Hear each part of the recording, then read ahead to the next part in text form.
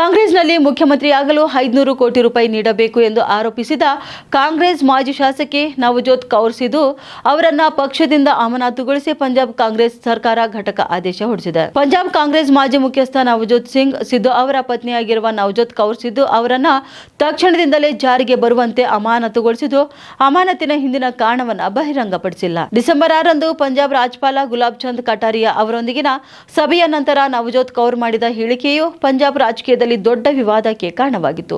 ಇದು ಬಿಜೆಪಿ ಮತ್ತು ಪಂಜಾಬ್ನಲ್ಲಿ ಆಡಳಿತಾರೂಢ ಆಮ್ ಆದ್ಮಿ ಪಕ್ಷಕ್ಕೆ ಕಾಂಗ್ರೆಸ್ ವಿರುದ್ಧ ಹೊಸ ಅಸ್ತ್ರವನ್ನ ನೀಡಿತು. ಮಾಧ್ಯಮ ವರದಿ ಮಾಡಿದಂತೆ ನವಜೋತ್ ಕೌರ್ ಸಿಧು ಅವರು ತಮ್ಮ ಪತಿ ಹಾಗೂ ಕಾಂಗ್ರೆಸ್ ನಾಯಕ ನವಜೋತ್ ಸಿಂಗ್ ಸಿಧು ಅವರನ್ನ ಕಾಂಗ್ರೆಸ್ ಅಧಿಕೃತವಾಗಿ ಸಿಎಂ ಅಭ್ಯರ್ಥಿ ಎಂದು ಘೋಷಿಸಿದರೆ ಮಾತ್ರವೇ ಸಕ್ರಿಯ ರಾಜಕೀಯಕ್ಕೆ ಮರಳುತ್ತಾರೆ ಎಂದು ಹೇಳಿದ್ದಾರೆ.